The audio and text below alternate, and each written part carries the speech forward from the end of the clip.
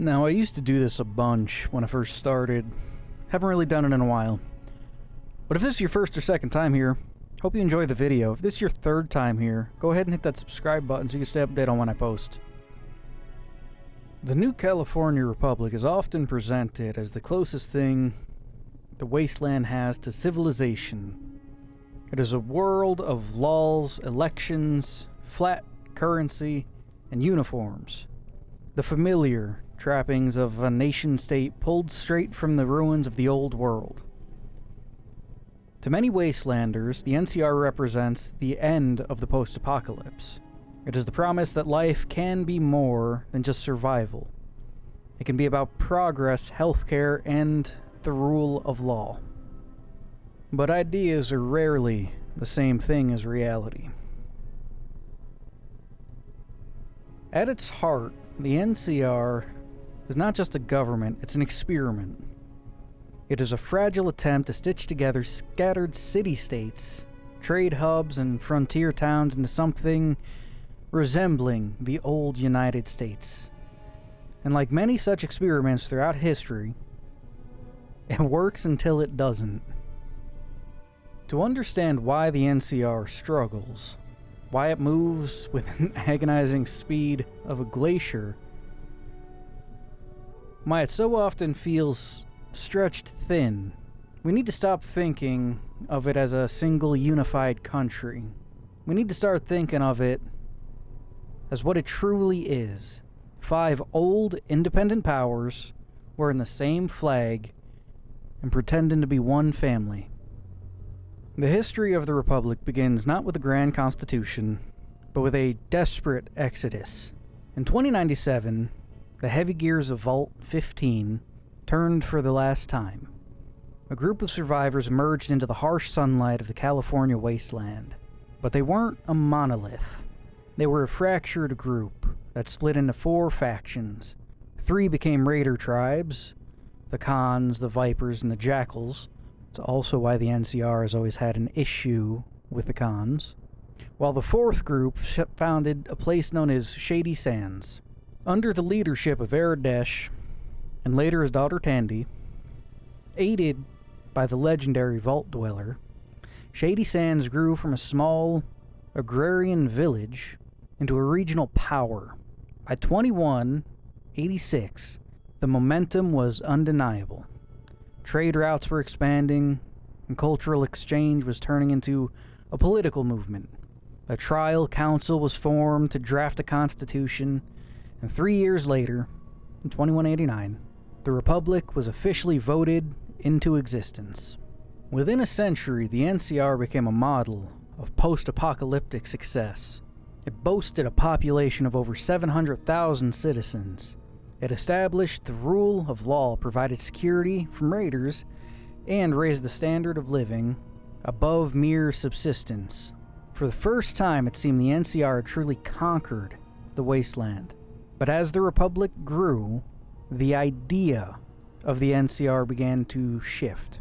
The original grand ideals of Tandy's era, protection, slow growth, were slowly being replaced by the imperialistic hunger of her successors.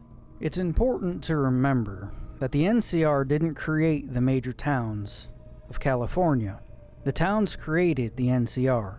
Long before the 2189 Constitution, settlements like the Hub, the Boneyard, Dayglow had already spent decades developing their own laws, their own customs, and their own power structures.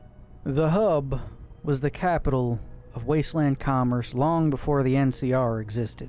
It was a city of caravans and merchant princes who had been trading since the times of Los Angeles. And speaking of Los Angeles, now known as the Boneyard, was a chaotic industrial zone tamed by groups like the Followers of the Apocalypse and later the Gunrunners. Dayglow, built on the radioactive ruins of San Diego, was a hub for ghouls and hardy pioneers. Maxon was a state named after the founder of the Brotherhood of Steel, Roger Maxon, existing in a peculiar balance with the Brotherhood's fortress at Lost Hills. not quite a state, but tolerated, much like the Shi were. These places didn't surrender their identity when they joined the Republic. They simply agreed to cooperate when it benefited them. This mirrors the early histories of the United States, or the Holy Roman Empire, a coalition of semi-independent powers who share a banner but keep their own local customs and grudges. Now, to understand why the NCR is so slow to act, you have to understand the vastly different DNA these 5 central powers have. Shady Sands is the political heart of the NCR. Now, this area incorporates not just Shady Sands, the settlement, but also the surrounding areas. This is also the home of the Senate, the presidency, and many other political groups within the NCR, called Shady Sands home. Think Washington, D.C. here in the United States. So it's the civilized center where the elite of the NCR live. The hub remains the economic engine of the NCR. It is the home of the Crimson Caravan and the Fargo traders. In the hub, the law is often whatever the merchant consortium, words are hard sometimes, folks, decides it is. If a federal law hurts trade, the hub's representatives in the Senate will fight until the bill and the law are completely unrecognizable. The Boneyard, Old LA, is industry and manpower. It houses the Republic Reserve Bank and the massive ordnance workshops of the gunrunners. It's a place of wage labor and factories, the blue-collar heart of the nation. Think Pittsburgh. Not the pit, but actual Pittsburgh. At least Pittsburgh back in the motor era. Anyway, it is often messy and violent in this area, but without the Boneyard, the NCR Army would have no boots, no bullets, and no guns. Dayglow represents the southern frontier of the NCR. It is the center of agriculture and reconstruction, and because of its history, it is a place where ghouls and humans live in a tighter, though often tense, proximity to each other. And then finally, Maxon. Now, Maxon exists in a perpetual state of military tension, named in honor of the Brotherhood of Steel's founder, Roger Maxon. It eventually became the flashpoint for the NCR Brotherhood War. As of right now, the overall information we have on current Maxon is unknown. It very well may have just become another state using the old name when the Brotherhood was mostly run out. Could be a type of reservation for the Brotherhood. We just don't know as of right now. Each of these states brought their own baggage into the Union. This is why the NCR feels so inconsistent. In one state, a certain chem might be banned. In another, the local council might quietly ignore the trade of these chems to keep the peace. The NCR isn't malfunctioning. It's behaving exactly like a loose federation always does. The NCR is a federal republic based on the principles of a representative democracy. It is the self-proclaimed successor to the United States of America. The executive branch is led by the president and vice president, elected by representatives of the New California Congress. Unlike the old world, there are no term limits. This allowed Tandy, Aradesh's daughter, to serve for 52 years as the president, during which time she became a living legend. But this also created a dangerous precedent. When a powerful and charismatic president like Aaron Kimball takes office, they can dominate the council and push through imperialistic policies with very little obstruction. The legislative branch is the NCR Senate. Originally, the Congress. Each state sends multiple representatives to the Hall of Congress in Shady Sands. Towns looking to join the NCR, like Reading or Vault City, often negotiate for a seat in the hall as a condition for their annexation by the government. The judiciary branch consists of courts and judges. The NCR legal system is famously slow, but once it starts moving, it's a steamroller. Even the great merchant houses can be brought to heel by the courts if they overstep. However, on the frontier, justice often looks the other way. While in Shady Sands, a citizen might get the right to a trial, a suspected criminal might find themselves at the barrel of a gun or at the end of a noose. Now this leads us to the central theory on how the NCR actually works. It functions as a police force, a police state, that leaves local governments to govern their states. The NCR enforces a few core federal laws. The ban of slavery. This is the Republic's proudest achievement, though they still permit penile labor for prisoners. The ban of gambling and prostitution. This is why the culture shock in New Vegas is so intense for many NCR citizens. In the heartland, these vices are strictly illegal. The ban of open carry. Many NCR territories, you cannot walk around with a weapon in your hand, though concealed carry is often tolerated. Equality legislation. Since 2205, the law protects ghouls and mutants from discrimination, though enforcement is spotty at best, oftentimes seen as feel-good legislation. Outside of these federal mandates, however, the individual states are left to themselves. This explains why a crime in the boneyard might be handled by a local sheriff with a bribe, while the same crime, if committed in Shady Sands, results in decades of forced labor.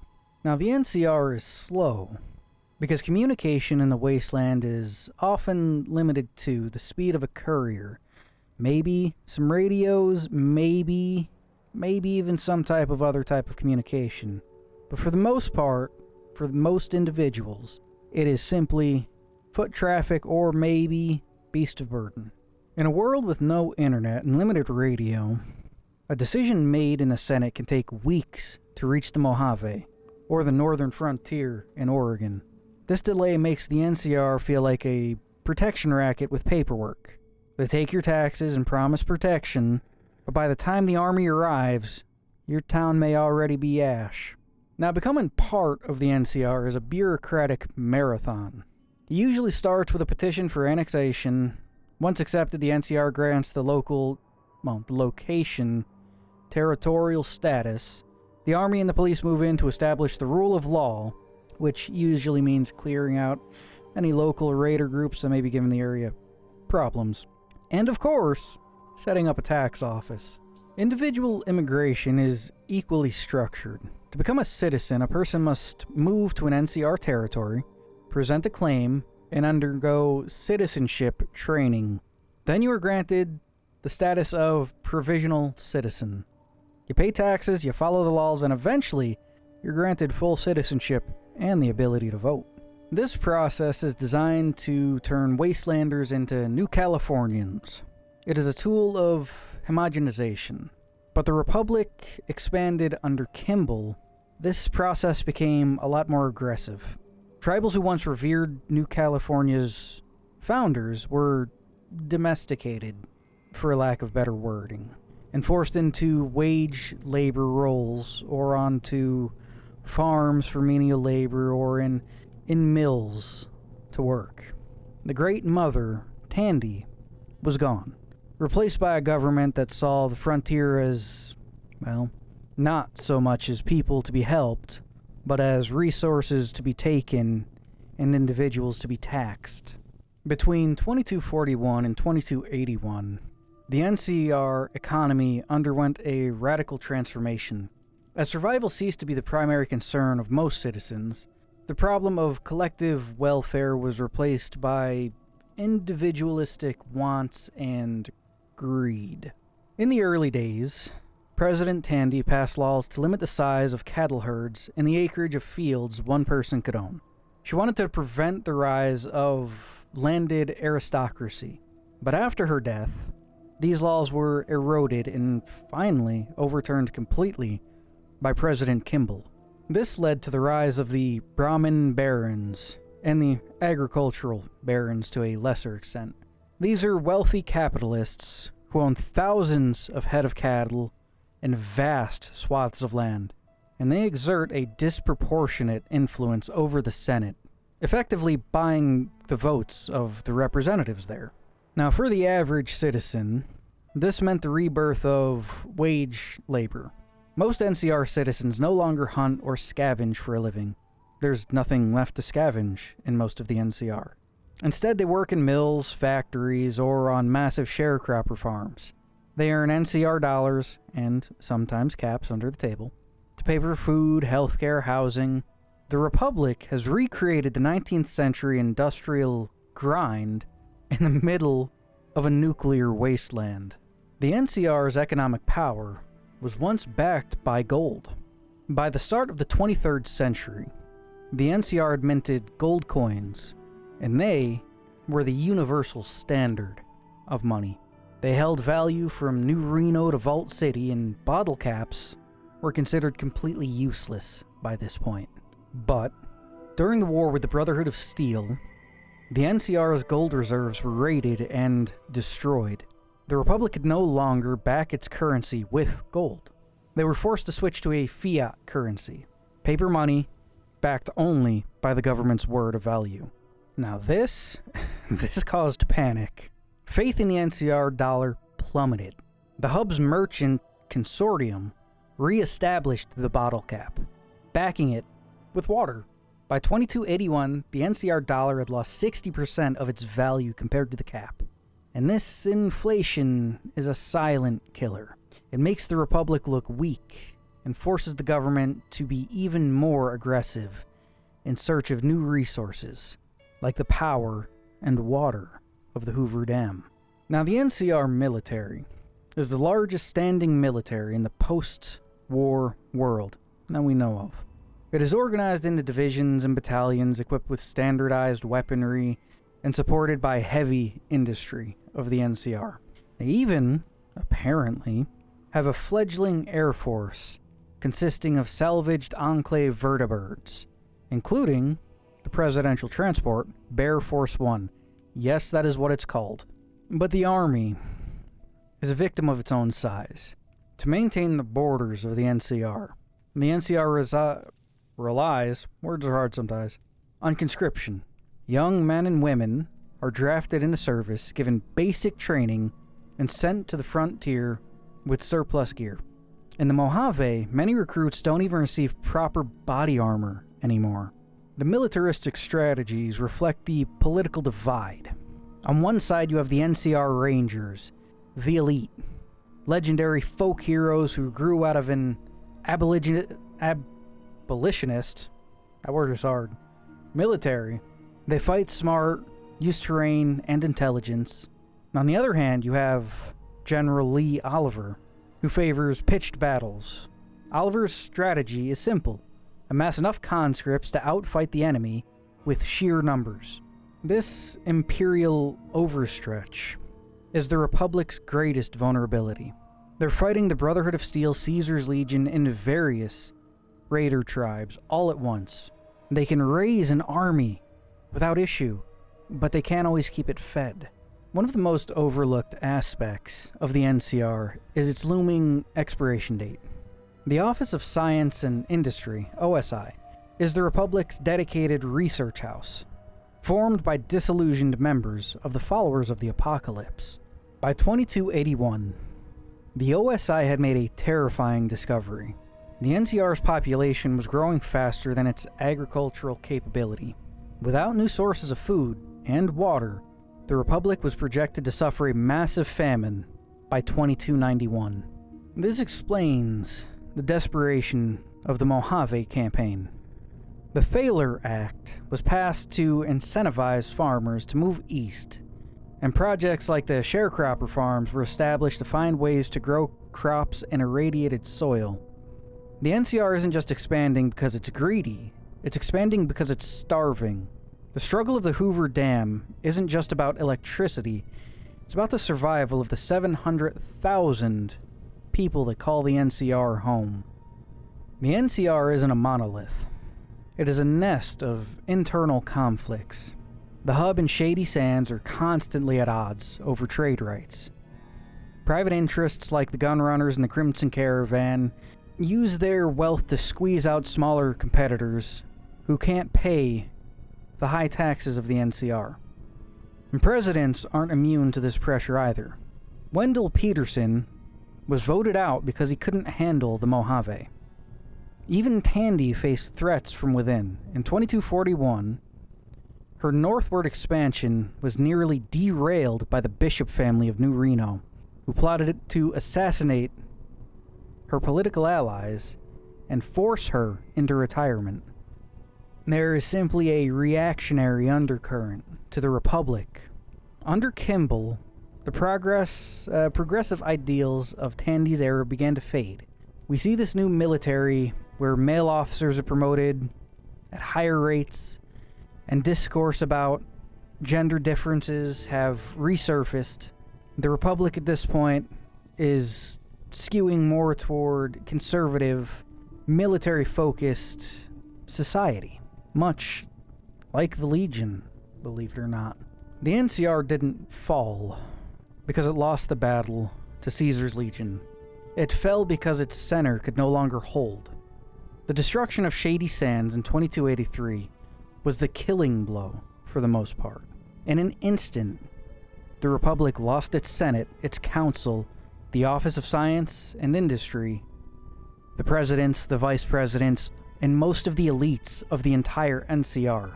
The brain of the nation gone.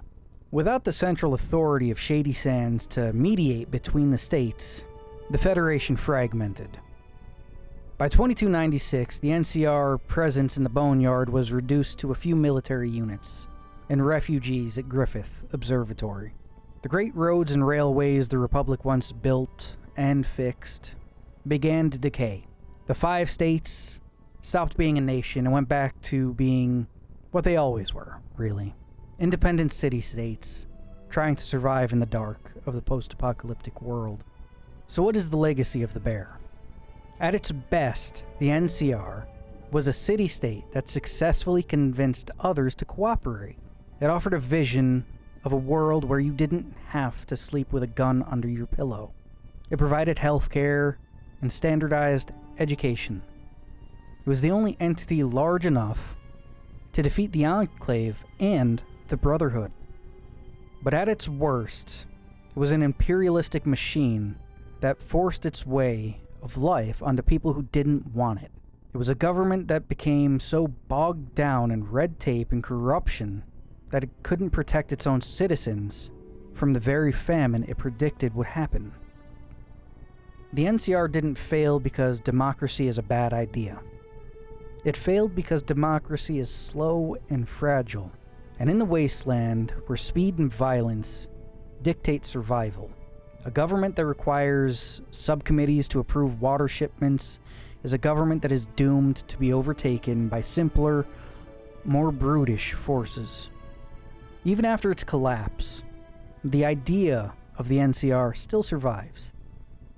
You can see it in the refugees of Vault 4, who keep the old symbols. You can see it in the gangs of LA, who call themselves the government, imitating the structure that they once lived under. You see it in the youngest New Californians who still dream of a world where they aren't just digging in the dirt. The NCR flag, the 2-headed bear, was a symbol of strength, but critics often joked that the 2 heads were fighting each other. And in the end, the critics were right. The internal friction of the 5 states, the barons, and the military eventually tore the NCR apart. But as a simple historian, I tell you this.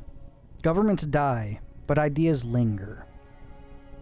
The NCR was the first real attempt to bring the old world back to the new, post-apocalyptic world. And it won't be the last. Someone, somewhere, will pick up the 2-headed bear flag, dust it off, and try once more to build a republic in the ruins of the old world. And let's hope for them, for their sake, they learn from the bear's mistake. I'd like to thank Eric Hewitt, Big O, and the Aussie Moose for sticking around, guys. It means a lot. It's much appreciated. If you want to become a member too, for $2 a month, You can become a member, get access to videos, live streams, stuff like that. Link is down in the description. I will now see you guys next time.